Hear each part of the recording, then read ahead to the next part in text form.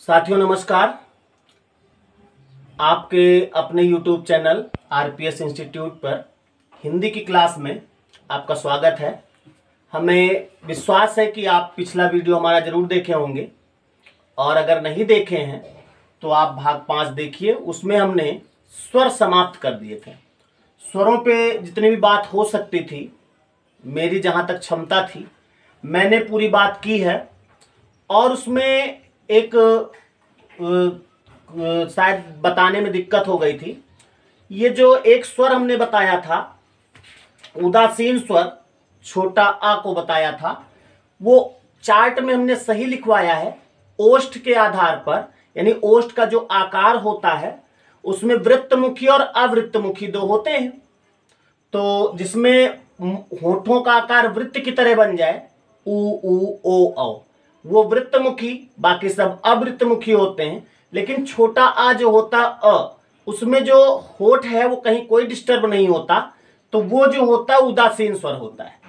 तो कोई कमेंट आया था तो देख लीजिएगा उसको। चार्ट में जो लिखा है वो एकदम सही है, बाकी बोलने में कहीं हो जाएगा, गलती हमसे सबसे होती है। तो वर्णमाला के भाग 6 में अब हम स्वर हो गए हैं। तो हमने बताया था कि वर्ण के 3 भाग होते हैं, स्वर, व्यंजन और अयोगवा। तो हम अब बात करेंगे व्यंजनों की। व्यंजन देखिए, व्यंजनों को अगर आप वर्ण का भाग तो है ही है, तो स्वर में आपने देखा था कि उसमें जो हमारे उच्चारण अवयव हैं, उच्चारण अवयव मैंने बताए थे, निचला होंठ और जीभ दो होते हैं। ये कोई भी काम नहीं करते, एकदम इनका कहीं कोई रोल नहीं होता। बिना किसी बाधा के जो उत्पन्न होते थे वो स्वर होते थे। स्वतंत्र रूप से बोले जाने वाले जो वर्ण होते थे वो स्वर होते थे। अब स्वरों की परिभाषा 2 मैंने दी थी। स्वतंत्र रूप से उच्चारित होने वाली ध्वनियां स्वर कहलाती हैं। उसी का उल्टा व्यंजन होगा, यानी जो स्वतंत्र रूप से ना बोले जाएं, यानी किसी का सहारा लें, वो व्यंजन होते हैं। किसका सहारा लेंगे? यानी स्वरों का। यानी वे वर्ण जो स्वरों की सहायता से बोले जाते हैं उन्हें व्यंजन कहते हैं। एक वहां मैंने स्वर की परिभाषा बताई थी आपको कि जिन वर्णों के उच्चारण में, याद आ रहा होगा, वायु मुख से निर्बाध बाहर निकलती है बिना किसी बाधा के। जीभ और होंठ बाधा उत्पन्न करता है, हमने विधिवत बताया था वहां पे। तो व्यंजनों के उच्चारण में बाधा उत्पन्न होगी, यानी इसकी परिभाषा आप लिख सकते हो, जिन वर्णों के उच्चारण में वायु मुख से बाधित होकर निकलती है उन्हें व्यंजन कहते हैं। तो 2 परिभाषाएं व्यंजनों की आपके पास मिल गई। जिन वर्णों के उच्चारण में वायु मुख से, लिख लो इसको, जिन वर्णों के उच्चारण में वायु मुख से बाधित होकर निकलती है, बाधित होकर निकलती है, उन्हें व्यंजन कहते हैं। दूसरी परिभाषा लिखो, स्वरों की सहायता से बोले जाने वाले वर्ण व्यंजन कहलाते हैं। स्वरों की सहायता से बोले जाने वाले वर्ण व्यंजन कहलाते हैं। और व्यंजनों की संख्या पर जब हम आ जाएं, तो स्वरों की संख्या 11 थी ना। व्यंजन अगर देखा जाए तो स्वरों की संख्या 11 थी और व्यंजनों की संख्या जो होगी वो 33 होगी। कितनी होगी? 33। हम बड़ा बड़ा इसलिए लिख रहे हैं कि इसमें कोई अपवाद नहीं होना चाहिए, और लास्ट में हम आपको 33 गिना देंगे। यानी व्यंजनों की संख्या अगर आपसे पूछा जाए तो कितनी होगी? 33। और ये का से लेकर ह तक होते हैं। अगर हम आपसे कहें कि व्यंजनों को लिखिए तो आप लिख सकते हैं, हम भी आपके साथ लिखेंगे। यानी जो व्यंजन होते हैं वो का से लेकर हा तक होते हैं। व्यंजन लिखना पड़ेगा इसलिए क्योंकि इसी में तो समझाएंगे आपको। आप भी लिख लो। लिख रहे हो? हाँ बिल्कुल। तो हमको देख के क्यों लिख रहे हो? अपने आप लिखो। क्या का कारण नहीं लिख पाओगे क्या? लिख के देखो जरा, हमारे वीडियो पुश कर दो, लिख के देखो, हम भी लिख रहे हैं।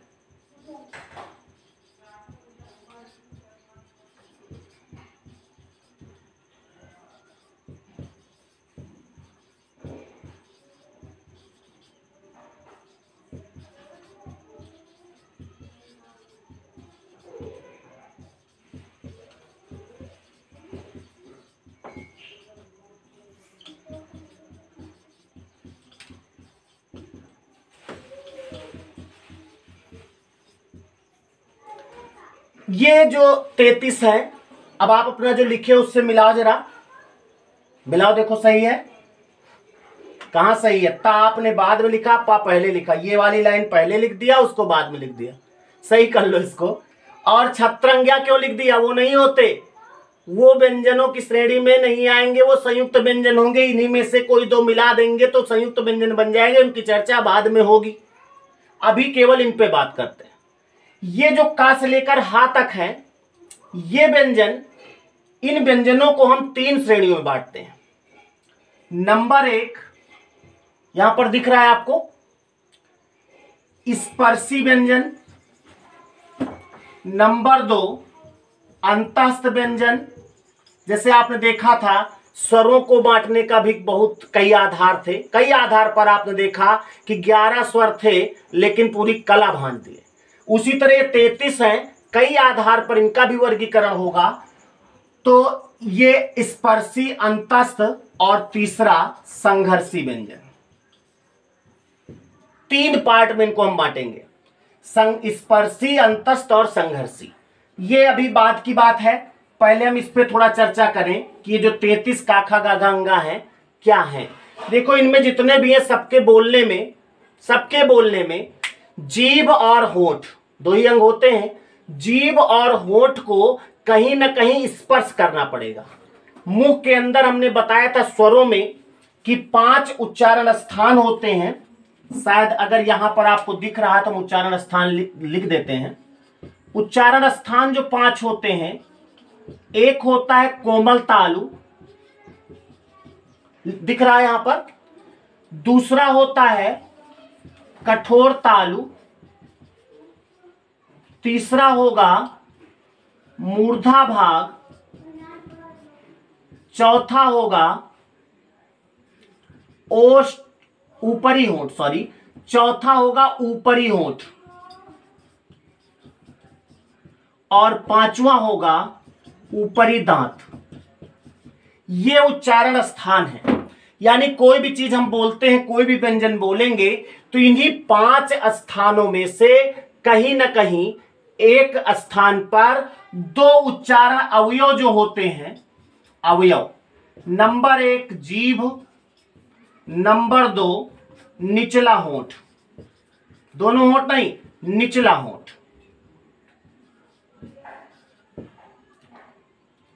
तो ये निचला होंठ जो है और जीभ, ये 2 उच्चारण अंग हैं और ये 5 उच्चारण स्थान हैं। इन्हीं के आधार पर हम व्यंजन की परिभाषा देते हैं आपको। जब कोई उच्चारण अवयव किसी उच्चारण स्थान पर स्पर्श करके हटता है, तब जो ध्वनि, जो हमारे मुंह से जो ध्वनि निकलती है वो व्यंजन होती है। अब ये जीभ इसमें अलग अलग जगह लगती है, अलग अलग आवाज करती है। इसी के आधार पर अभी इनके नाम होंगे। परिभाषा समझ में आई? जब जीभ या निचला होंठ इन 5 स्थानों में से कहीं पर स्पर्श करके हटता है वहां से, तो जो ध्वनि बाहर निकलती है वो व्यंजन कहलाती है। और जब ये जीभ या होंठ किसी 5 स्थानों पे स्पर्श नहीं करती है, तब जो ध्वनि निकलती है वो स्वर कहलाती है। यही अंतर है, क्योंकि ये जब वहां स्पर्श करती है तो फेफड़ों से आने वाली वायु को बाधित करती है, तब जाके ये बोले जाते हैं। शायद हमारे ख्याल समझ में आ गया होगा, तो इसको आप नोट कर लें। और अब देखा जाए तो इसी के आधार पर इनके कुछ नाम होते हैं। बहुत सावधानी समझना, धीरे धीरे, जिस तरह आपने स्वरों में मेरा साथ दिया है, अगर साथ दिया है तो आपको कुछ फायदा भी हुआ होगा। व्यंजन भी आप बहुत इत्मीनान से, भाग में न जाइएगा कि कितने भाग हो रहे हैं, वो तो समय पर है, कभी समय कम मिलता, कभी ज्यादा मिलता है। तो भाग कितने भी हो जाए उनको भाग जाने दो, आपको पढ़ना है। देखा जाए तो इसमें कुछ वर्ग होते हैं। देखिए, इसको जब हम पढ़ते थे बचपन में तो कैसे पढ़ते थे? का से कबूतर, खा से खरगोश नहीं, काखा गाघा अंगा, चा छा जा जा इया, टा ठा डा डा अड़ा, ता था दादा ना, पा फा बाबा माँ, यहां तक तो पढ़ लेते थे। यहाँ पे फिर या जल्दी नहीं पढ़ पाते थे। पढ़ के आप देख लो, का गा गंगा, चाचा जा जा इया, जल्दी जल्दी पढ़ सकते हैं, लेकिन इस लाइन को नहीं पढ़ सकते। कारण ये जो पूरी लाइन है ना, इसके उच्चारण में जीभ जो है केवल एक ही स्थान पर स्पर्श करती है, और हवा के दबाव के कारण का खा अलग अलग उच्चारण होता। देखो का, फिर वही लगता खा थोड़ा और दबाव में। इस पूरी लाइन का जो परिवार है वो एक ही है, इसीलिए इस लाइन को पूरे को एक वर्ग में रखते हैं, और इस वर्ग का नाम परिवार के मुखिया के हिसाब से, यानी वर्ग तो है ही, इसी में जोड़ दो का, तो क्या बन गया इसका नाम? कवर्ग। क्या बन गया? कवर्ग। इसी तरह चाचा जाजा इया जो है वो कहलाता है क्या? चावर्ग नहीं, चवर्ग। क्या कहलाएगा? चवर्ग। ये कहलाएगा टवर्ग। कुछ आया ना, टाम वर्ग जोड़ो टवर्ग, ये कहलाएगा तवर्ग, और ये होगा पवर्ग, और ये होगा ये वर्ग नहीं होगा, क्योंकि वर्ग जो होते हैं वो 5 ही होते हैं। का वर्ग, चा वर्ग, टा वर्ग, ता वर्ग, पा वर्ग। अब आपको एक सवाल मिला, व्यंजन 33 होते ना, पूछा जाएगा व्यंजनों में वर्गों की संख्या कितनी होती है? 5। कौन कौन? का वर्ग, चा वर्ग, टा वर्ग, ता वर्ग, पा वर्ग। अब इन वर्गों में अगर देखा जाए तो एक वर्ग में 1 2 3 4 5 व्यंजन है कि नहीं? तो एक वर्ग में जब 5 व्यंजन है तो 2 वर्ग में 10, 3 वर्ग में 15, 4 वर्ग में 20 और 5 वर्ग में 25, यानी पांचों वर्ग में मिला के 25 व्यंजन होंगे। होंगे कि नहीं? अब आपको फिर एक सवाल का आंसर मिल गया। व्यंजनों में वर्ग कितने होते? 5। ये नहीं पूछते वर्गों के अंतर्गत आने वाले व्यंजनों की संख्या। वर्गों के अंतर्गत आने वाले व्यंजनों की संख्या। तो वर्गों के अंतर्गत आने वाले व्यंजन कितने होंगे? 25। केवल एक लाइन आ जाए व्यंजन कितने होते हैं तो 33, लेकिन अगर आ जाए वर्गों के अंतर्गत आने वाले व्यंजनों की संख्या तो क्या होगी? 25 होगी। अब ये जो 5 स्थान अभी हमने लिखा था ना, ये पांचों वर्ग इन्हीं स्थानों में से बोले जाते हैं, यानी जीभ कहीं ना कहीं स्पर्श करके इनका उच्चारण करती है। तो ध्यान दो, इन पांचों वर्गों के 25 व्यंजन का उच्चारण करते समय जीभ को या होंठ को कहीं ना कहीं स्पर्श करना पड़ता है। क्या करना पड़ता है? स्पर्श। इसीलिए का से लेकर मां तक के यानी 25 व्यंजन को स्पर्शी व्यंजन कहा जाता है। क्या कहा जाता है? स्पर्शी व्यंजन। तो स्पर्शी व्यंजन कितने होते हैं? 25, का से लेकर मां तक। समझ में आई बात? तो का से लेकर मां तक के व्यंजनों को, ये जो 25 व्यंजन हैं, ये डिब्बे में बंद हो जा। ये जो डिब्बे में बंद हो गए, ये 25 व्यंजन क्या कहलाते हैं? स्पर्शी व्यंजन कहलाते हैं, और वर्गों के अंतर्गत आते हैं। 5 वर्ग होते हैं, और उसके बाद ये जो 11 लावा है, ये अंतस्थ व्यंजन कहलाते हैं। क्या कहलाते हैं? अंतस्थ व्यंजन। क्योंकि अंतस्थ का मतलब अंता यानी अंदर, अस्थ का सेंस यहां स्थान से है, यानी इनके बोलने का जो स्थान मुंह में नहीं है, अंदर है। 11 लावा, तो इनको कहते हैं अंतस्थ व्यंजन। और ये जो बचे हैं ये कहलाएंगे संघर्षी। सा हा जो है ये संघर्षी कहलाते हैं। संघर्षी क्यों कहलाते हैं? क्योंकि इनके उच्चारण में वायु मुख से संघर्ष करते हुए निकलती। कैसे निकलती, क्या होता है? हमने आज व्यंजनों की एक रूपरेखा आपको बता दी है कि ऐसे आपको पढ़ना, भी मैंने कुछ बताया नहीं। स्पर्शी, अंतस्थ और संघर्षी जो 3 भाग में बटे हैं, तो इसलिए इनको ये तीनों भाग मिलाकर 33 होते हैं। तो अगर स्पर्शी व्यंजन देखे जाए तो कितने होंगे? 25। अंतस्थ व्यंजन देखे जाए तो कितने होंगे? 4 और संघर्षी व्यंजन देखे जाए तो कितने होंगे? 4 4 4 8 25 8 33।